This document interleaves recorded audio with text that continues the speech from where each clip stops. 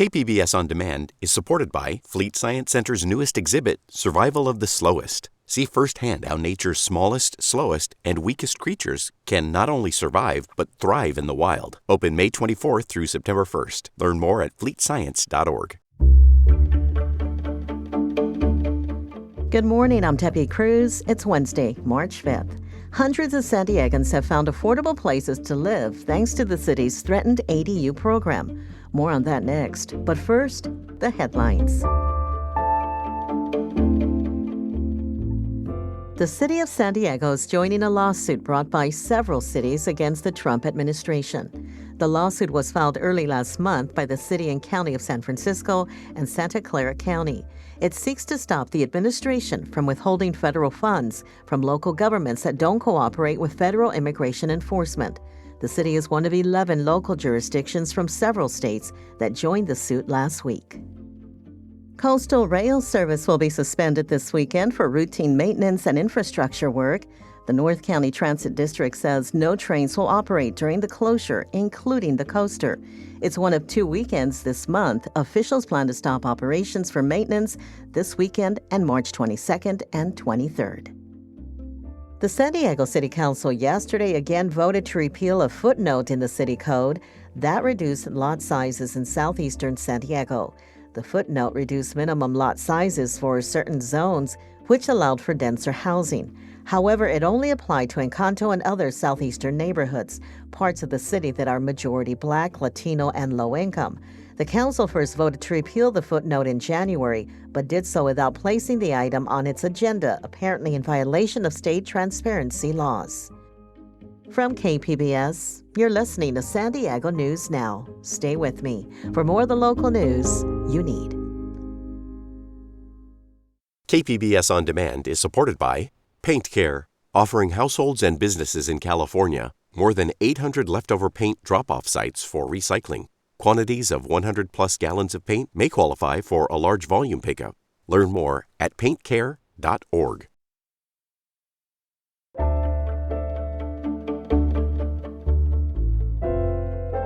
In January, Border Patrol agents from Imperial County arrested 78 people in Bakersfield. Officials described it as a highly targeted operation that took criminals off the streets. But reporter Gustavo Solis says a new lawsuit is challenging that claim. It was called Operation Return to Sender. And on Twitter, Border Patrol Chief Agent Gregory Bovino called it a success. Now the ACLU is suing Bovino and the U.S. Department of Homeland Security.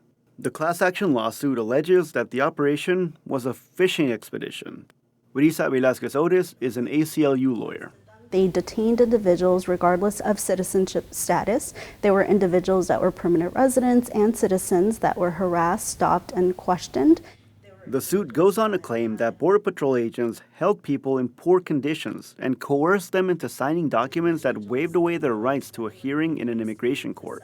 They were concrete floors. They maybe had a bench that was made out of steel to sit on, so individuals are not able to sleep. The Border Patrol did not make Bovino available for an interview. In a statement, the agency says, quote, Border Patrol enforcement actions are highly targeted. Businesses that human traffic and exploit migrants for cheap labor should be afraid. Gustavo Solis, KPBS News.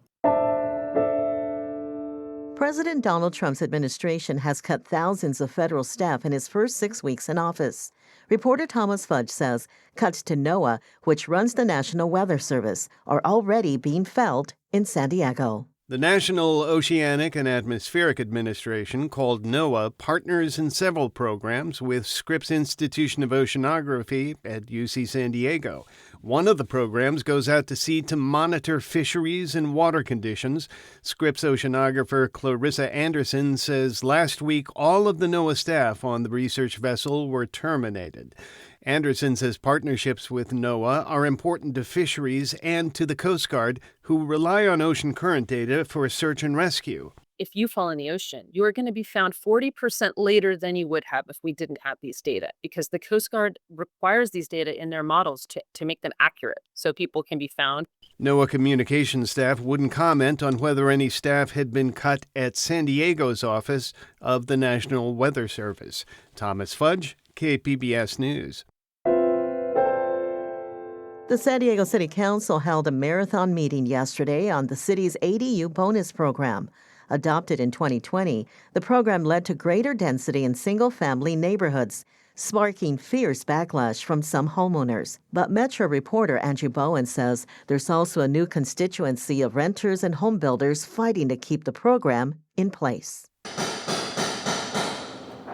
So this project is 12 units, 10 units of new construction. Daniel Shkolnik is showing me around the construction site for 6 small duplexes he's building in San Diego's Palm City neighborhood.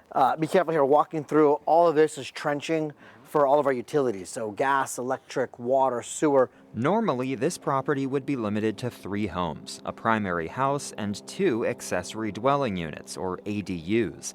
But because the property is a 15-minute walk to the Palm Avenue trolley station, it's eligible for the city's ADU bonus program. So instead of 3 units, Shkolnik is building 12. 5 will be rented as affordable housing. Shkolnik says he's used the ADU bonus program to build housing for more than 300 San Diegans. And, the city has a couple thousand projects that are being built under this program. And so it's really moved the needle in creating missing middle housing with zero public subsidy. Missing middle housing refers to lower-cost homes like duplexes, townhomes, and bungalows that San Diego used to build a lot of. But they were largely outlawed in the mid-20th century as the city rezoned many of its neighborhoods for single-family homes.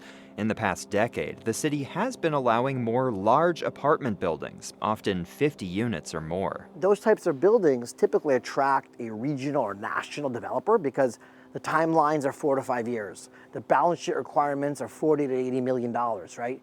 So you're forcing outside influences to help shape the growth of the city.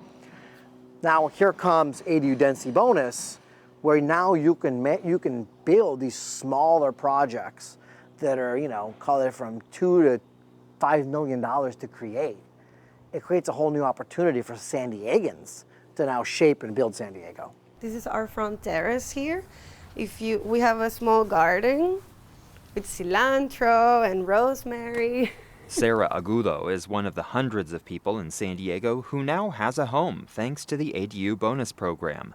Agudo moved to San Diego last August with her boyfriend to pursue a master's degree in interior design. So I was trying to find the closest place to my college. I was looking for La Jolla, to be honest, but I didn't know La Jolla was La Jolla.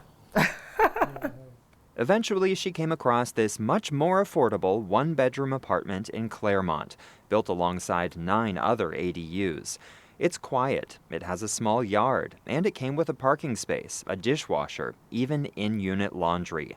She also likes the natural light and ventilation. I know it was a good team that executed this, like a good architect, a good interior designer, because everything is well thought and it works. It's small, but it works. Sarah doesn't know much about the ADU bonus program or the opposition to it.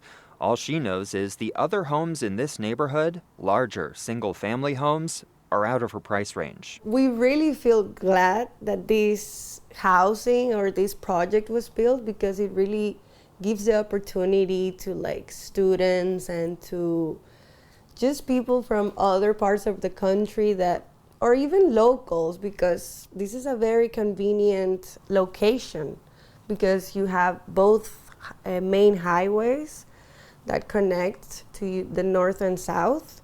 So it's great for us.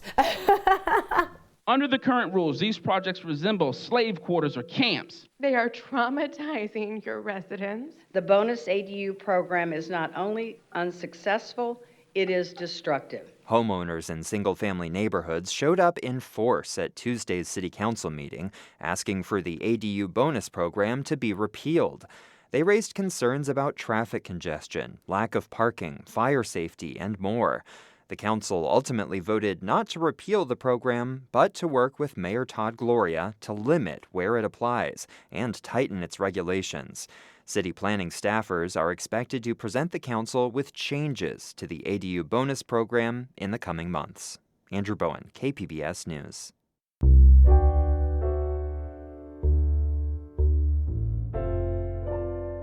Changes may be coming for the fireworks shows at SeaWorld. Reporter John Carroll explains why the city of San Diego may soon get involved. I would hear it from my constituents that were frustrated by the frequency of the fireworks. San Diego City Council President Joe LaCava says he's gotten complaints from constituents about their pets getting freaked out by the loud noise, and he has environmental concerns. There's been some allegations about some impacts to the natural environment in Mission Bay. We're still trying to study that and really trying to connect the dots between them because that's an important part of what makes Mission Bay special. SeaWorld issued a statement saying, in part, "We will continue to have conversations related to park offerings as we are constantly striving to update our entertainment and educational offerings." LaCava says he's not calling for the fireworks to be eliminated, just lessened in frequency. He says SeaWorld is looking at making changes to its master plan, and that will involve discussions with the city. He says those discussions will involve the longtime tradition of SeaWorld fireworks. John Carroll, KPBS News. That's it for the podcast today. As always, you can find more San Diego news online at kpbs.org. For your next listen, tune in to the KPBS Midday Edition podcast this afternoon. I'm Debbie Cruz. Thanks for listening and have a great Wednesday.